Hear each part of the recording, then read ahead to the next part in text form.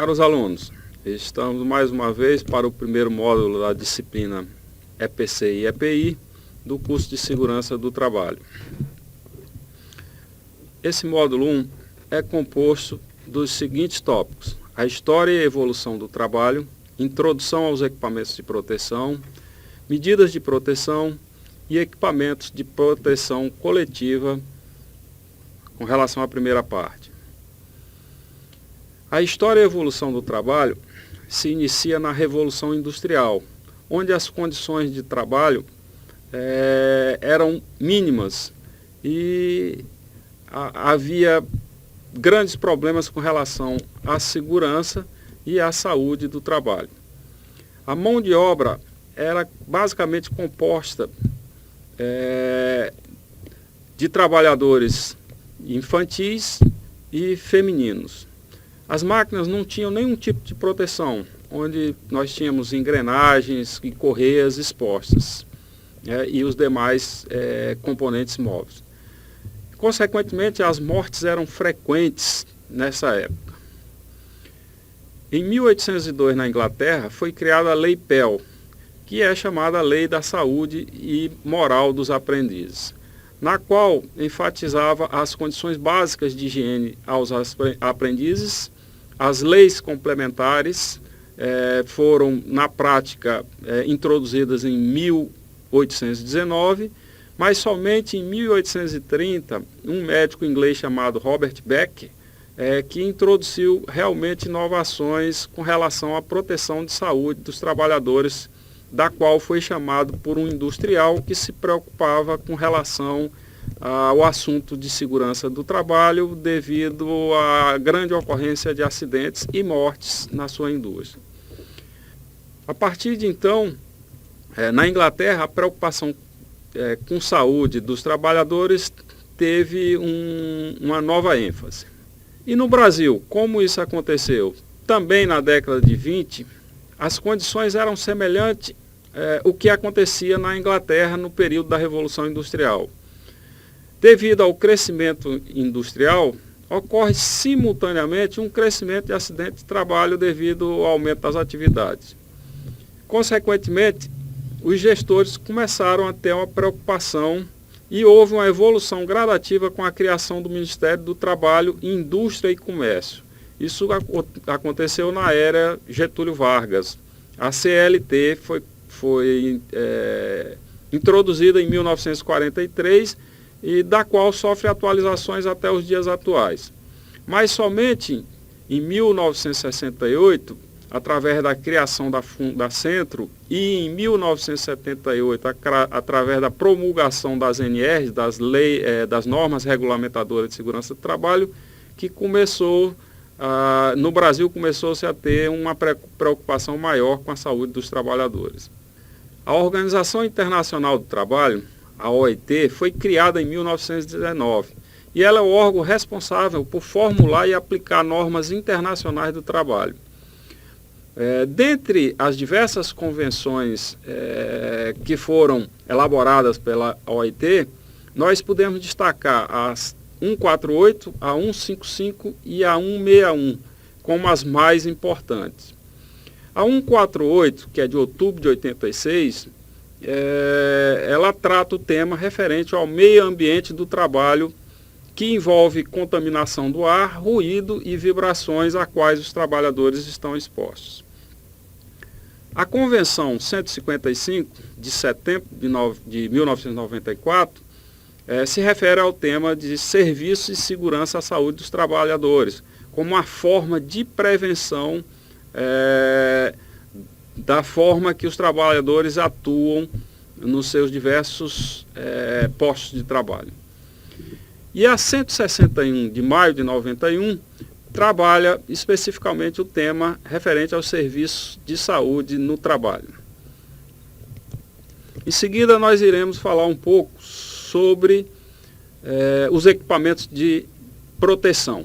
Mais especificamente, os EPCs, que são os equipamentos de proteção coletiva, e os EPIs, que são os equipamentos de proteção individual. O que é que vem a ser um EPC? É um dispositivo, um sistema, ou meio fixo ou móvel, cuja a finalidade é preservar a integridade física e a saúde de um grupo de trabalhadores que estão executando um determinado serviço em um determinado local. Nós podemos citar alguns exemplos de EPC que estão presentes na nossa vida no cotidiano. Como exemplo, um extintor, um exaustor, uma comunicação visual com placas de sinalização, com as rotas de fuga, para que sejam utilizadas nos momentos que for necessário, em caso de um pânico, de um incêndio ou qualquer outro evento anormal. Os equipamentos de proteção individual têm a finalidade de proteger o trabalhador individualmente, de acordo com a tarefa que está sendo realizada. Segundo a NR6, que é a norma que trata especificamente já os EPIs, o conceito de EPI é todo dispositivo ou produto destinado à proteção de riscos, às quais os trabalhadores estão suscetíveis, protegendo a segurança e a saúde desse trabalhador. Dentre os EPIs, pode existir equipamentos de proteção individual chamado de conjugado. O que é um EPI conjugado? É todo EPI composto com vários dispositivos, conforme também a NR6 especifica. Um exemplo de um EPI conjugado é um capacete juntamente com um protetor auricular, onde nós temos duas funções: a proteção do membro superior pelo capacete e a proteção com relação aos ruídos, que é o protetor auricular. Medidas de proteção. O que vem a ser medida de proteção? É qualquer meio ou forma ou uma maneira que impede ou preserva, a integridade física do trabalhador, protegendo com relação a doenças do trabalho e possíveis acidentes. As medidas de proteção são os meios mais utilizados para preservar a segurança do trabalhador, seja de uma forma coletiva ou individual. Mais especificamente, com relação ao trabalho em altura, é determinado pelo Ministério do Trabalho através da norma NR35 e também a norma NR10 com relação ao trabalho em eletricidade. Por que nós estamos falando especificamente da NR35 e NR10, ou seja, trabalho em altura e trabalho com eletricidade? Porque são as modalidades, segundo as estatísticas atuais, que levam ao maior número de acidentes do trabalho e, consequentemente, óbitos relativos às atividades laborais desenvolvidas no Brasil. Qual é a legislação referente à medida de proteção? No Brasil, existe uma legislação específica. Em 2001, através do decreto 4.032, ela diz que a empresa é responsável em adotar e usar medidas de proteção coletiva e individual, tanto para que proteja a segurança quanto a saúde do trabalhador. Isso também está no artigo 338 desse decreto que foi citado. Em casos de negligência quanto às normas de segurança e saúde em respeito à proteção individual e coletiva, a Previdência Social deverá propor ação regressiva contra os responsáveis, que isso também está no mesmo decreto, mas agora no artigo 341. Qual o conceito de acidente de trabalho? O acidente de trabalho é qualquer fato não esperado, que provoca danos à saúde do trabalhador durante a sua realização das suas atividades no posto de trabalho ou então no percurso do local de trabalho até a sua residência ou o inverso, da residência até o local de trabalho. Os acidentes que mais causam morte no Brasil são os com eletricidade e queda de altura, do qual nós falamos. Para isso, foi criados procedimentos específicos tentando reduzir e minimizar os riscos aos quais estão expostos, no caso com a eletricidade a NR10, que foi atualizada em 2004, e a NR35, que é com relação ao trabalho em altura. Que todas essas duas normas estabelecem os requisitos mínimos e as medidas de proteção do trabalhador. Dentre essas medidas, uma medida importante é o planejamento. O planejamento é a organização e a execução do trabalho que garante a segurança e a saúde dos trabalhadores que estão tanto diretamente ou indiretamente ligados a esse tipo de atividade. Uma outra preocupação importante é com relação ao trabalhador, né, que são as suas obrigações, ou seja, ele deve cumprir as disposições legais, colaborando com o empregador a fim de resguardar a sua própria segurança, sua saúde e daqueles que possam ser afetados por suas atitudes na realização das suas atividades no posto de trabalho. Introdução aos equipamentos de proteção coletiva. Os equipamentos de proteção coletiva, eles são pensados antes mesmo do fornecimento do EPI. Ele tem como objetivo de proteger os trabalhadores dos riscos existentes na execução das suas tarefas,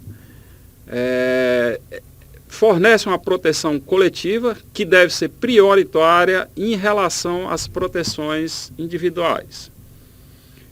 Planejamento da proteção. Segundo Navarro, 2013, mais de 40% dos acidentes acontece por falha de planejamento de ações, da sua forma de realizar a tarefa. PCMAT. O que vem a ser PCMAT? É o Programa de Condições e Meio Ambiente do Trabalhador na Indústria da Construção. Então, o PCMAT é adotado para qualquer indústria da construção, seja ela civil, naval ou qualquer outra indústria cujo objetivo do trabalho seja a construção. Não é somente a construção civil. Só pode ser elaborado por profissional habilitado na área de segurança do trabalho. No caso, os técnicos de segurança, os engenheiros de segurança do trabalho, os enfermeiros do trabalho, o médico do trabalho. Quais são os procedimentos para a elaboração do PCMAT? Ele deve se antecipar aos riscos de acidentes. De que forma? Primeiramente se faz o reconhecimento dos riscos, em seguida a avaliação desses riscos e, por fim, o controle desse risco. Deve ser muito rigoroso, pois esse programa, o PCMAT, ele vai servir de referência para a implementação do PCMSO, que é o Programa de Controle Médico e Saúde Ocupacional, que é elaborado a partir do PCMAT. Quais são os sistemas de proteção coletiva mais adotados para evitar quedas com relação à NR35, que é a NR que trata do trabalho em altura? São os dispositivos protetores de plano vertical. Esses dispositivos são colocados em vãos usados para transporte vertical de equipamentos, materiais e ferramentas, como finalidade de proteger contra riscos de acidentes em altura. Quais são esses principais dispositivos? O chamado guarda-corpo rodapé, o GCR, cuja função é proteger as pessoas, materiais e ferramentas contra riscos de quedas.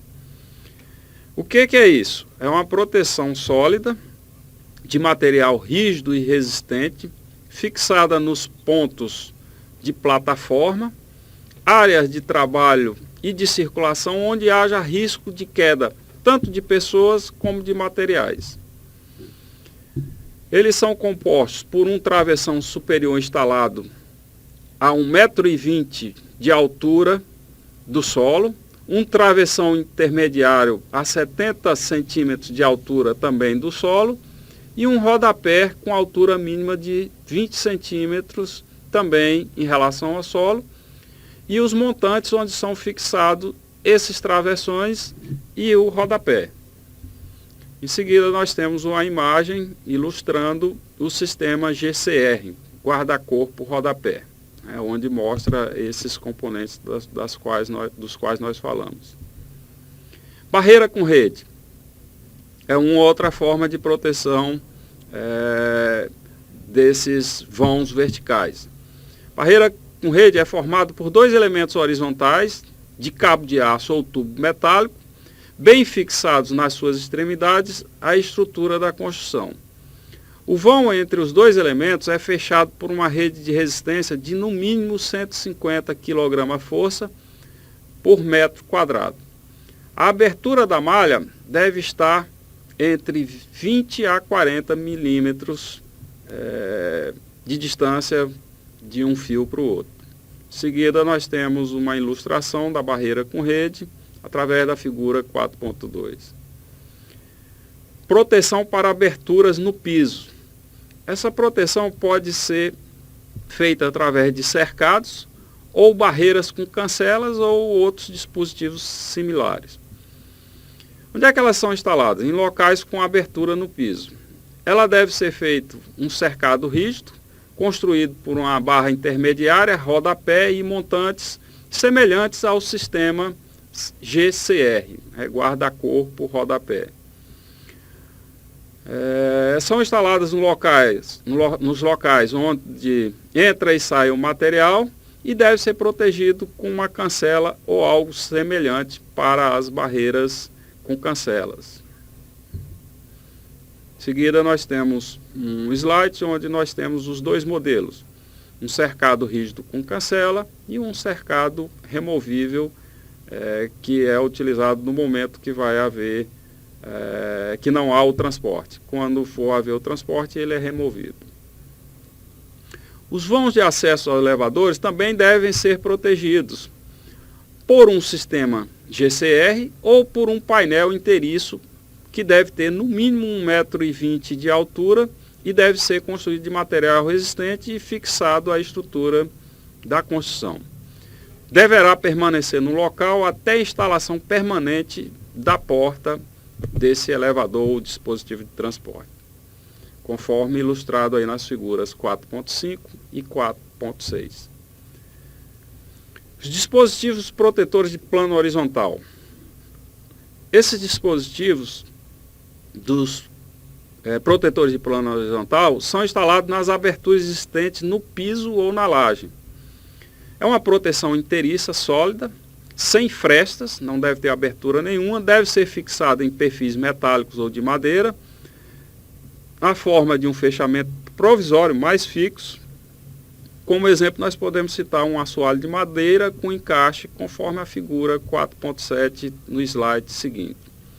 A resistência desse dispositivo deve ser de acordo com o peso que deve ser protegido, peso das pessoas ou então no caso de passagem de veículos, conforme a carga desse veículo, se ele transporta ou não material dependendo da carga. Estamos finalizando a primeira aula do módulo 1. Até o próximo módulo 2. Muito obrigado.